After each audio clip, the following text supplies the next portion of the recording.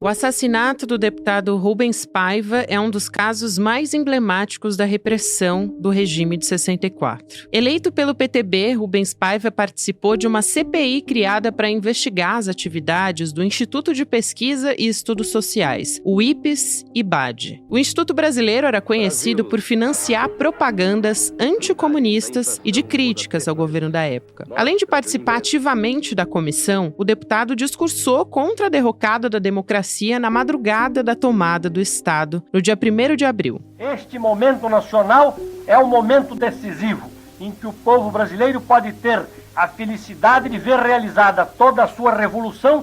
Com isso, Rubens Paiva entrou na mira dos articuladores do golpe. Nos anos de chumbo, em janeiro de 1971, 6 agentes do governo apareceram na casa onde o deputado vivia com a esposa, Eunice, e os 5 filhos. Depois de uma conversa, ele foi levado para prestar esclarecimentos. Nunca mais voltou. Para a família, foi dada a informação de que Rubens Paiva tinha sido resgatado por um grupo de oposição ao regime e, por anos, seguiram com a esperança de vê-lo novamente. Mas a verdade era muito mais cruel. Na mesma noite em que ele foi levado, o deputado foi torturado e, no dia seguinte, assassinado. O corpo dele foi enterrado e desenterrado diversas vezes por agentes da repressão, até ser jogado no mar, na costa da cidade do Rio de Janeiro, 2 anos depois. A morte de Rubens Paiva só foi reconhecida depois de 25 anos, quando o então presidente Fernando Henrique Cardoso sancionou a Lei dos Desaparecidos. Mas a história só foi esclarecida com a Comissão Nacional da Verdade, em 2014, e o assassino de Rubens Paiva, o ex-tenente Antônio Fernando Ruges, foi denunciado.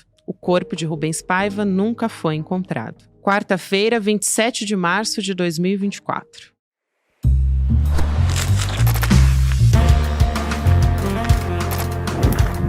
Sou a Gabriela Varela, esse é o podcast Detalhes, e aqui mais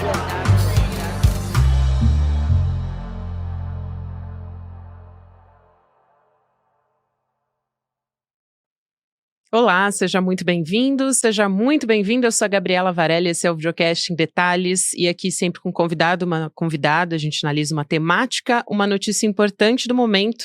Nessa semana, a gente está analisando um especial, na verdade, não é nenhuma análise, a gente está trazendo aqui convidados para falar de um momento importante para a nossa democracia, que são 60 anos, né? Estamos completando 60 anos da ditadura militar, e a gente está falando sobre a memória, a gente está conversando com familiares, com pesquisadores, com historiadores, para lembrar dos mortos e desaparecidos durante esse período. Eu vou conversar hoje com a Vera Paiva, que é professora do Instituto de Psicologia da USP, também presidiu a Comissão de Direitos Humanos do Conselho Federal de Psicologia e fez parte da Comissão Especial de Mortos e Desaparecidos da ditadura. A Vera Paiva, que também é conhecido por muitos como a Veroca, né?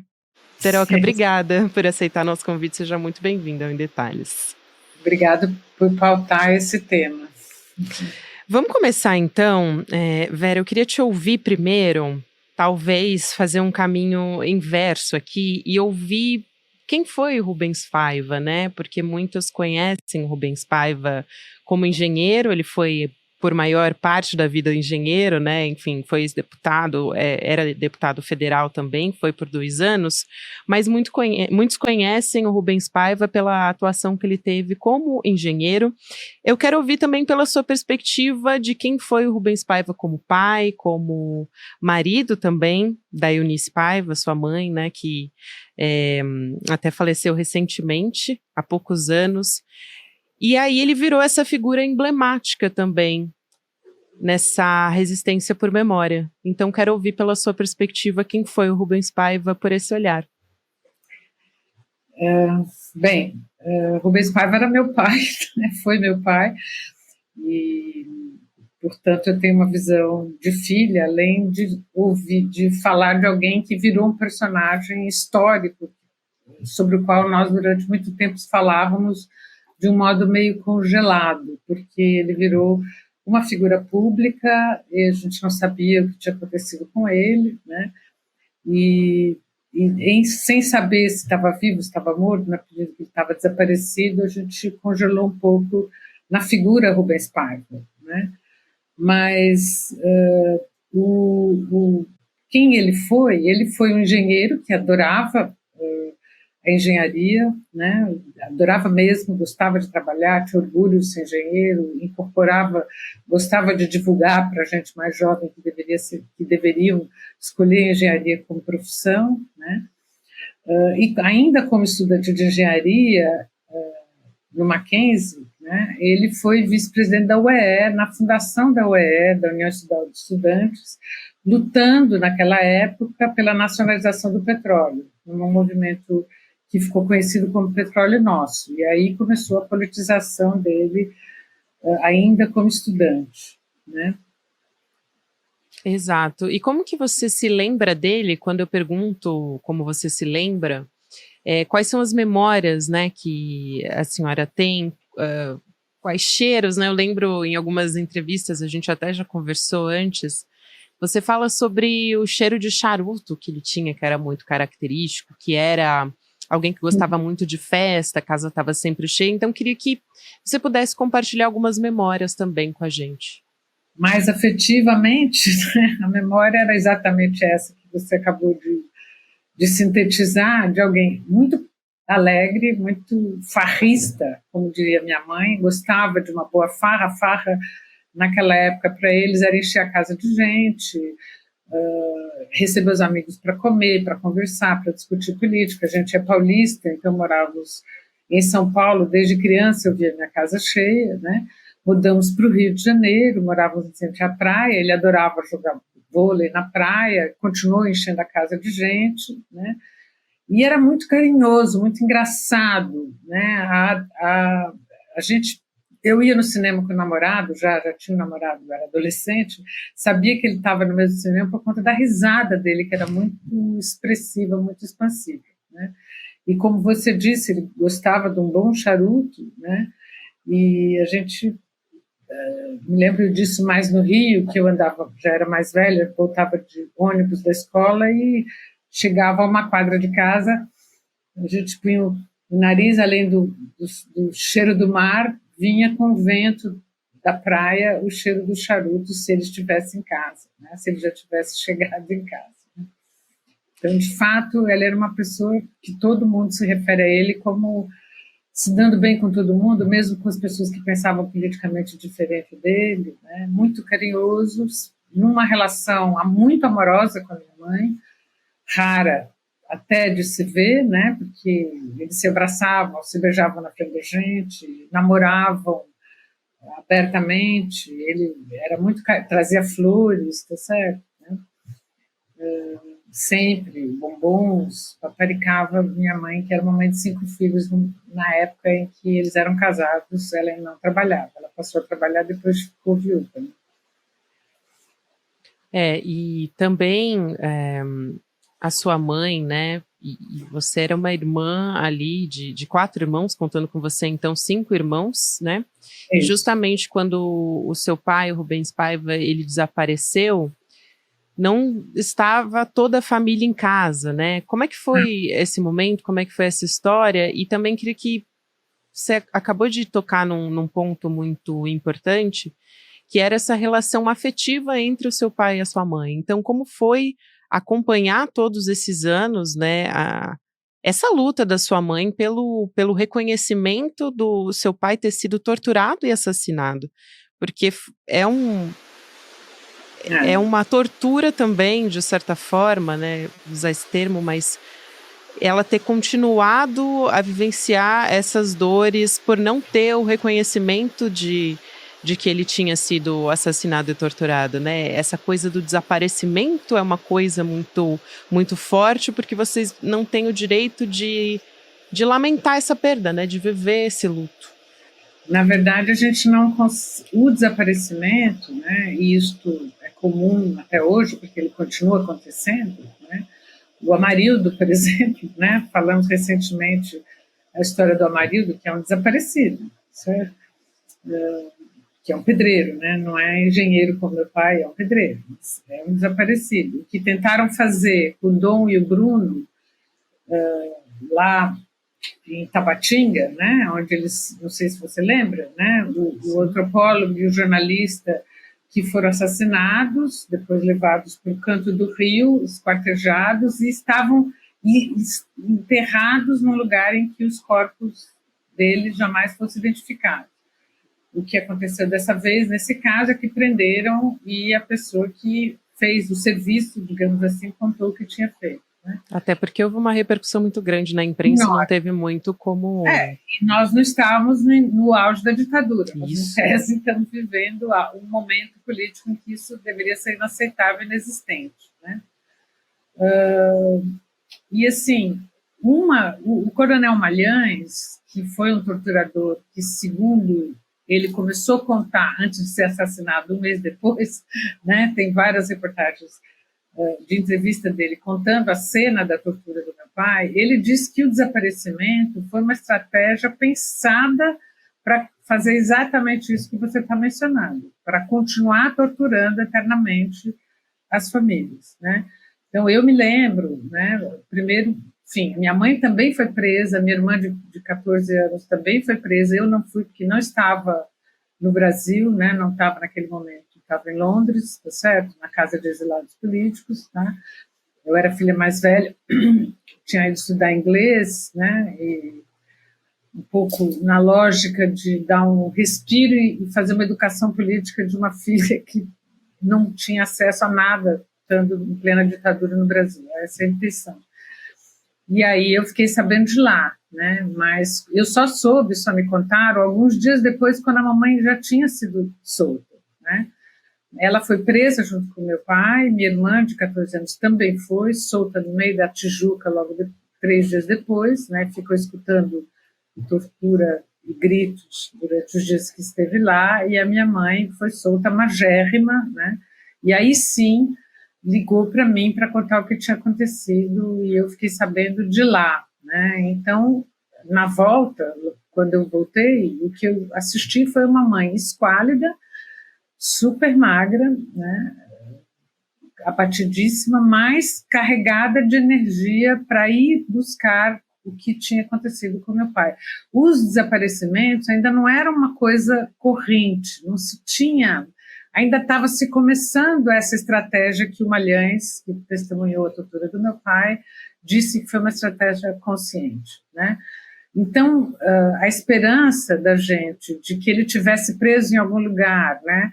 E as pessoas nos torturavam da seguinte maneira, ligava e dizia, eu tenho uma notícia, né? Ele foi visto não sei aonde, ele está em Cuba, um monte de bobagem, né? E o que eu costumo dizer é que a coisa mais dura para filhos de desaparecidos, e parentes e amigos, não só filhos, né, é que a gente não enterrou, essa é a diferença, não viu o corpo, não pôde fazer o ritual de enterro, né, e esta condição transforma a gente quase em cúmplice, eu diria, é duro, mas nós sentimos assim, viver o luto e decidir que meu pai morreu, foi 10 anos depois, no meu caso, tá, que eu aceitei, meus irmãos foram em datas diferentes, né, era quase como ser coautora da morte, né, é muito ruim, e isso eu já conversei com muitos filhos de desaparecidos, inclusive nos dias de hoje, né, e é uma experiência compartilhada pela gente, é muito difícil, né, não enterrar, né, isso é uma dupla tortura. Sem dúvida, inclusive queria dizer, né, o quanto me sensibilizo e compartilho desse sentimento com você, Vera, e obrigada por compartilhar comigo, porque eu sei que é muito difícil reviver toda essa história, né, a gente teve... Até há poucos anos, mas já faz mais de 50 anos da prisão política do seu pai, né, do Rubens Paiva. Ele desapareceu em 1971 e foi assassinado aos 41 anos de idade, né, depois de muita tortura, enfim. Eu quero saber o papel da Comissão Nacional da Verdade na vida da sua família, né, nesse reconhecimento, porque foi ali que houve um reconhecimento de que o seu pai, de fato, tinha sido assassinado. Até na época, você deu um depoimento nesse sentido, né, que era uma página nova construída na vida da sua família. E a outra coisa é sobre a reinstalação da comissão, né, de mortos e desaparecidos da ditadura. Isso. Há uma expectativa, foi uma promessa de campanha do presidente Lula, e existe essa expectativa desde o final do ano passado, em setembro, de que ela fosse reinstalada, e isso ainda não aconteceu, e não tem se falado nisso, inclusive, nesse governo. Então, queria te ouvir sobre essas duas coisas, como seria importante essa reinstalação e como no passado também foi importante ter esse reconhecimento do assassinato para sua família. Então, e por que? Primeiro vamos pensar por que foi uma promessa, né? Primeiro porque foi um dos últimos atos do governo Bolsonaro, né?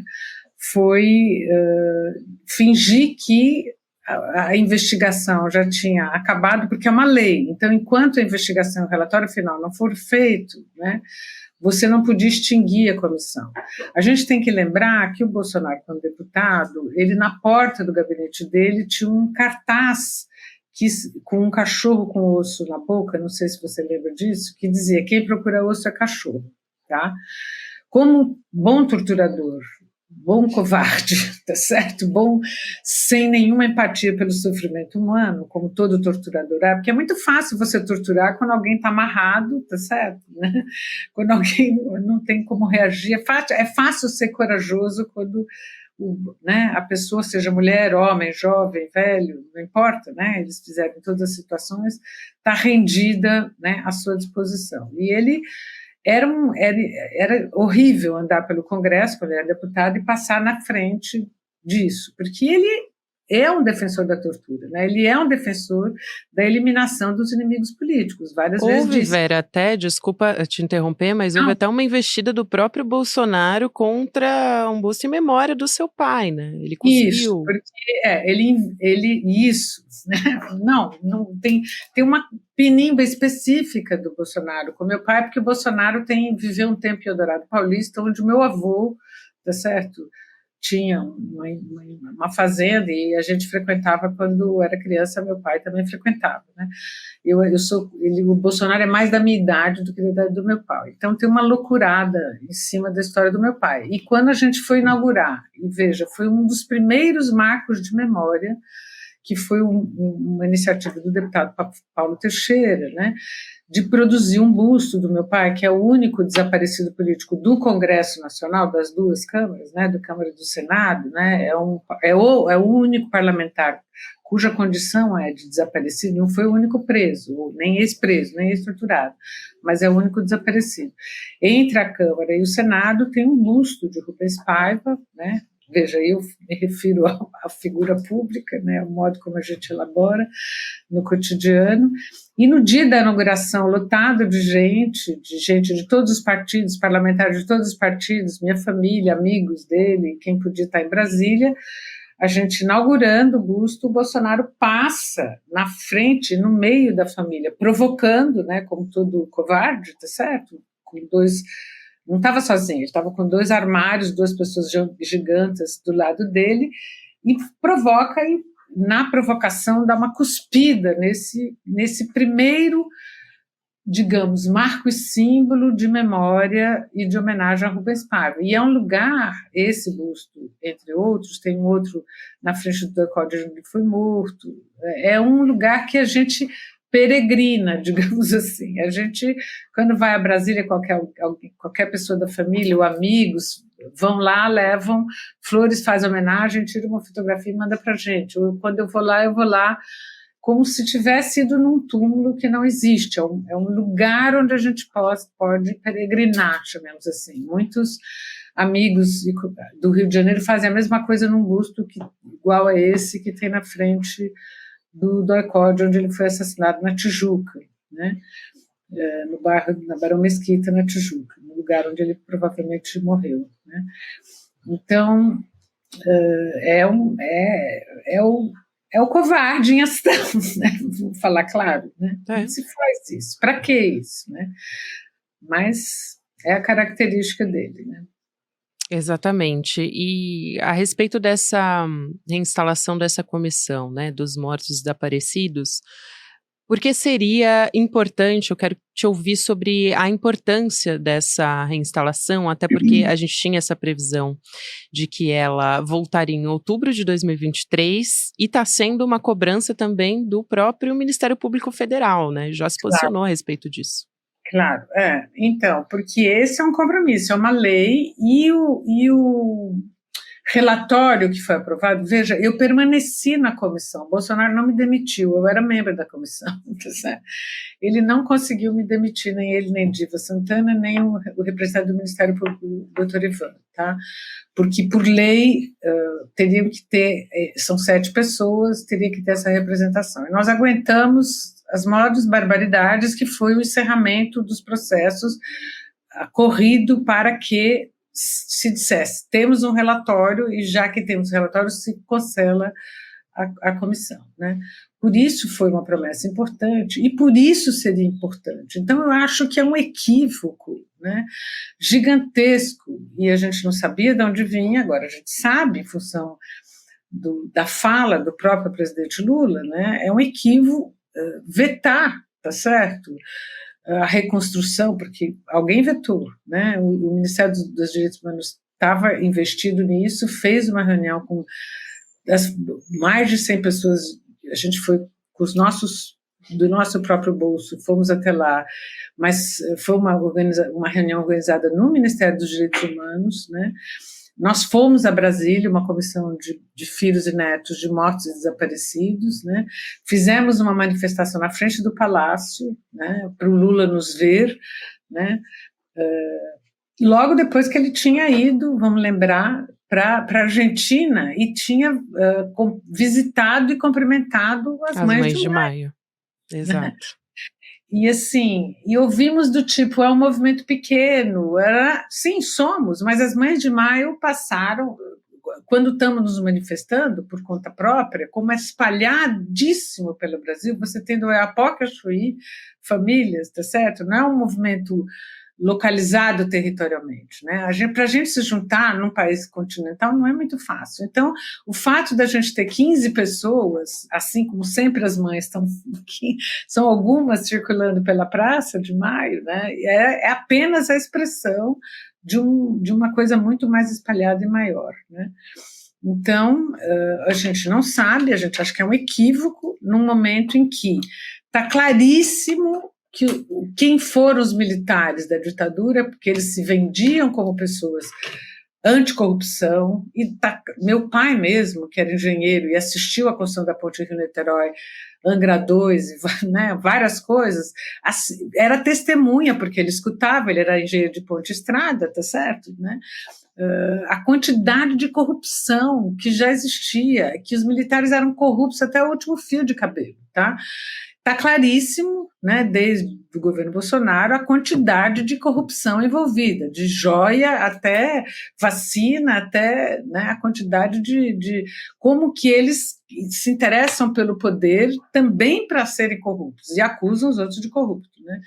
Então, os militares estão rachados, tem uma parte entregue já por corrupção, por lavagem de dinheiro, né, e pelo crime de intenção de golpe militar, tem um nome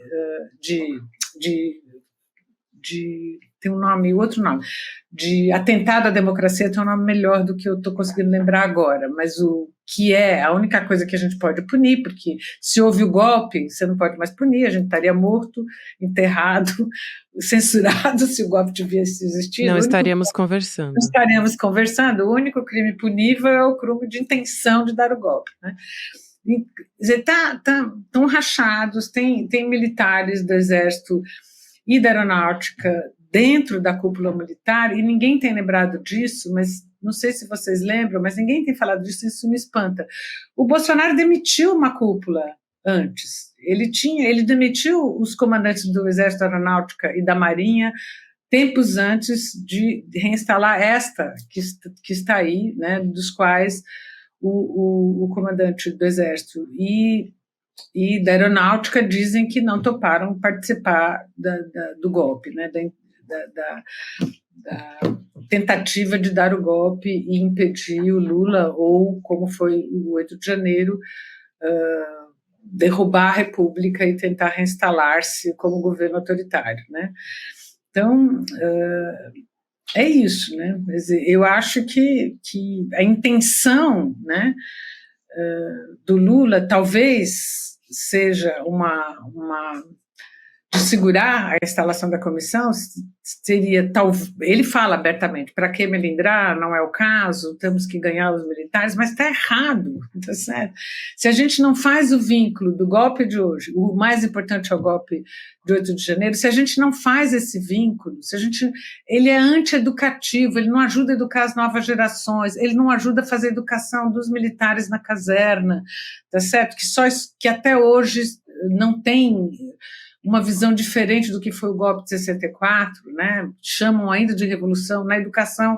Se você andar por Brasília, eu já tive essa experiência, e eles marchando e cantando música de pegar guerrilha ainda, tá certo? Isso não agora, uns 10 anos atrás eu assisti, fiquei ouvindo, parei e gravei.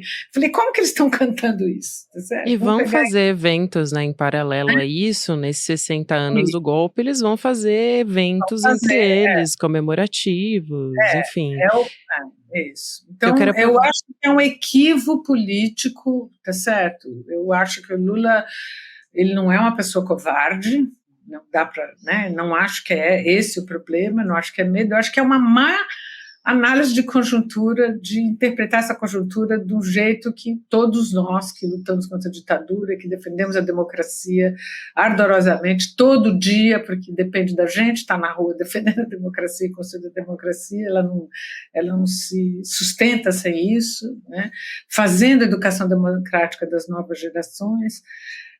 É um equívoco, né? A gente não dar nome aos bois, tá certo? Não chamar, não poder né, descomemorar a ditadura civil-militar que provocou tanto sofrimento, né?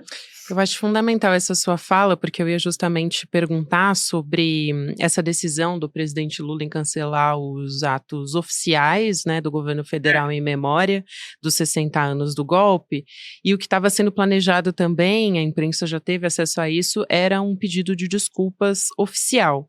E em paralelo a isso também a desistência de criar um museu, né, da resistência que aconteceu agora. Então, tudo isso foi bastante, em certa medida, decepcionante para todas essas famílias que esperam por essa reinstalação. Então, acho que a gente conversou nesse sentido, mas eu quero ouvir muito sobre a resistência dos movimentos sociais, né? Porque vocês, né, vão continuar acontecendo, indo às ruas, descomemorando o golpe, como você disse. Vai ter a Caminhada do Silêncio no dia 31 de março. Como é que vai ser isso? E, em paralelo a isso, eu quero te perguntar também, porque existe uma parte da esquerda que avalia que esse não seria o momento de ir para as ruas, e aí eu discordo, tá? Vou colocar o meu posicionamento aqui.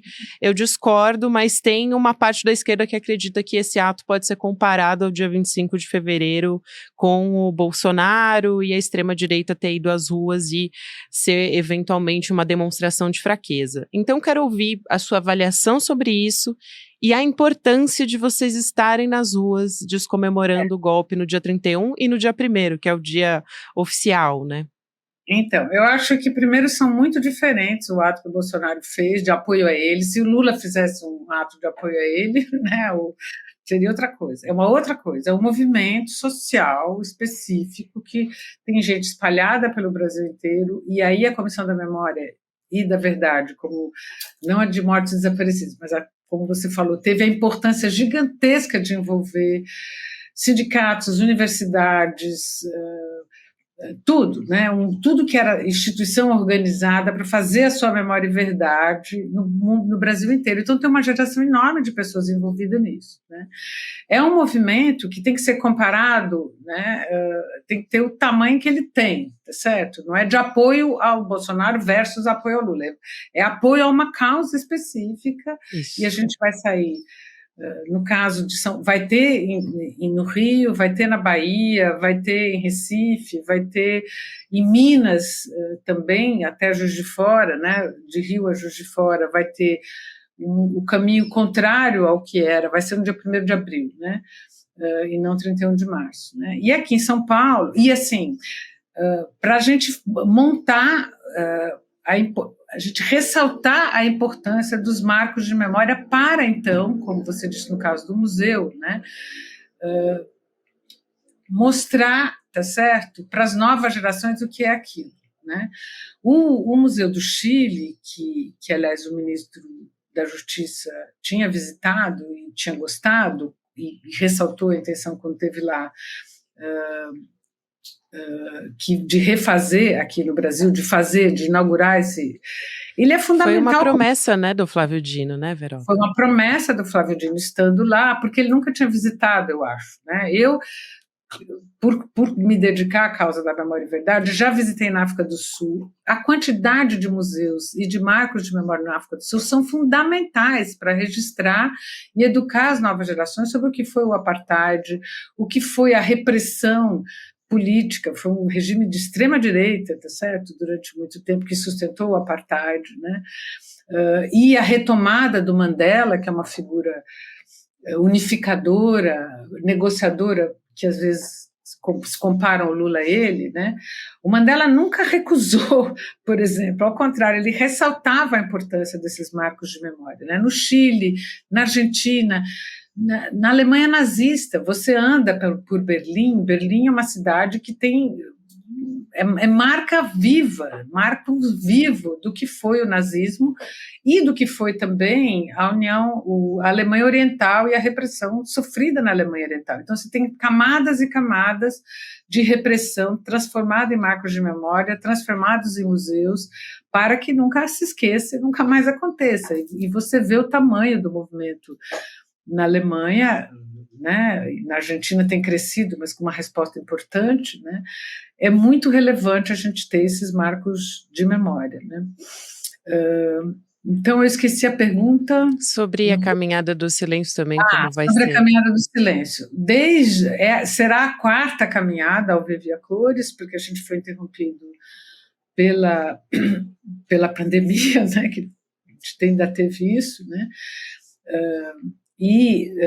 Que vai sair de um marco importante de memória, já está tombado, mas ainda não transformado num museu ou em algo mais importante, que é o antigo Doicard, na Rua Tutóia, onde cerca de 51 pessoas, creio, foram assassinadas. Ali, naquela delegacia, ainda existe a delegacia, né? No fundo dessa delegacia era um centro de tortura, né?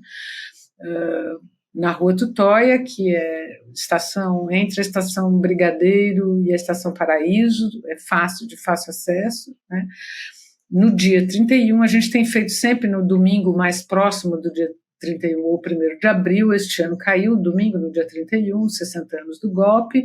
A gente vai se encontrar, como está dito neste card, a partir das 16 horas, lá, né? Este movimento, né, de memória e verdade, muita gente que lutou contra a ditadura vai estar presente, muita gente mais velha, né, a gente que não consegue ir, está nos ajudando monetariamente, porque isso é por nossa conta, colaborando para comprar rosas, ou fazer faixas, né, não consegue ir. Nós vamos sair, né, saindo junto, carregando rosas e velas da Rua Tutóia, desse lugar onde muita gente morreu, mais de 7 mil pessoas foram presas e foram torturadas ali, 50 e tantas pessoas morreram, né? E vamos sair da Tutóia, passar pelo 2º Exército, onde outras pessoas, logo 500 metros ali, também foram torturadas e morreram, né? O Herzog é um deles, que morreu no 2º Exército, e caminhar, como a gente tem feito todos os anos, até o monumento em homenagem aos mortos e desaparecidos políticos, depositar as rosas, né? E as velas, né? E fazer um som a capela, né? E é uma caminhada deste movimento de memória, verdade, justiça e reparação, né, para que não se esqueça e nunca mais aconteça nenhum golpe civil-militar como foi tentado no ano passado, né? Então, a gente convida a todos, né, a concentração vai ser, repetindo, na Rua Tutóia, onde era a delegacia, a gente mostrou o card, né? E caminharemos 850 metros descendo até o Monumento de Mortes do Partido para colocar rosas e velas em homenagem a essas pessoas desaparecidas até hoje. É isso, então, para quem vai estar em São Paulo, né, porque vai terminar ali nesse lugar simbólico, né, e começar nesse lugar muito simbólico também. A Vera Paiva é professora do Instituto de Psicologia da USP, como eu disse, ela também presidiu a Comissão de Direitos Humanos do Conselho Federal de Psicologia e fez parte da Comissão Especial de Mortos e Desaparecidos da Ditadura. A Vera Paiva, que é a Veroca, né? Veroca, obrigada por aceitar nosso convite, é um prazer te ouvir, conversar com você, obrigada pela sua sensibilidade, pelo seu tempo e por reviver essas memórias todas. Obrigada a vocês por pautar esse tema. Um beijo e até uma próxima. Um abraço. Meu carinho para você. Você. O Videocast em Detalhes fica por aqui. No próximo episódio vai ao ar às 10h30 da manhã, para você que me acompanha pelo YouTube, você já sabe. E nesse final eu quero te lembrar que a gente está numa campanha muito especial aqui no ICL, é justamente por isso que a gente está fazendo esses episódios especiais pela democracia. A gente está falando dos atos golpistas do 8 de janeiro de 2023, praticamente todos os dias no ICL Notícias. Atentar contra a democracia é grave, exige punição, investigação e ainda mais num país como o Brasil, né, que passou por uma ditadura militar. Então, na próxima semana, no dia 1º de abril, o golpe militar vai completar 60 anos, esses 21 anos sob regime autoritário, que perseguiu, torturou opositores, como Rubens Paiva, né, o pai da Vera Paiva que a gente conversou agora, e também tantas outras famílias que esperam ainda por uma resposta. Então a gente lançou essa campanha que é o Golpe Nunca Mais. A democracia é um valor que pra gente precisa ser defendido, ela precisa ser defendida todos os dias e o conhecimento é o caminho pra gente trilhar e defender esse valor tão importante pra gente. Então, se você também acredita nisso, fica o convite para você apoiar o nosso trabalho, o nosso jornalismo e ajudar a combater a desinformação que ameaça justamente a nossa democracia. Então, essa semana, os nossos assinantes, todo mundo da comunidade ICL, vão ter acesso ao web documentário exclusivo sobre os 60 anos do golpe, está sendo lançado agora, nessa semana. Então, fazendo parte, você também pode ter acesso a esse e outros web documentários, outros conteúdos exclusivos e também as nossas aulas, os nossos cursos. Então, se você acessa indetalhesicl.com.br, você pode, além de garantir o acesso a todos esses conteúdos, ao Golpe Nunca Mais, ao nosso web documentário, você também pode garantir bônus, livros e conteúdos incríveis por tempo limitado, esses bônus, lembrando. Então, obrigada a você que me acompanhou até aqui. Próximo episódio vai ao ar amanhã. A gente está sempre no ar de segunda a sexta-feira no YouTube, às 10h30, também nas plataformas de áudio, para você que prefere nas plataformas. Agora você fica com o Mercado Investimentos, depois tem o rolê, e na sequência, 6h da noite, ICL Notícias, segunda edição. Obrigada e até amanhã. Aqui é a casa do povo! Acabou! Faz pouco tempo que nós vimos como é frágil a nossa democracia. Ela esteve em risco, mais uma vez, como nos dias mais sombrios da nossa história. Vivemos ameaças às nossas instituições. Você pode até não acreditar na questão das urnas eletrônicas. Eleições impressas! Ameaças concretas de golpe de Estado. Nós sabemos que, se a gente reagir depois das eleições, vai ter um caos no Brasil. Vai virar uma grande guerrilha, uma fogueira no Brasil. E a gente vê grupos aqui e ali que ameaçam, que tentam destruir os valores democráticos. Não podemos tolerar o neofascismo, o autoritarismo do Brasil. Proteger as instituições, proteger a democracia é tarefa de cada um de nós. Só o conhecimento pode fazer frente às fake news, à desinformação, ao ódio, à intolerância. Nós aqui do ICL estamos do lado da democracia. E você, de que lado está? Vamos juntos nessa luta, ela é permanente. Faça sua inscrição, defenda a democracia com o ICL.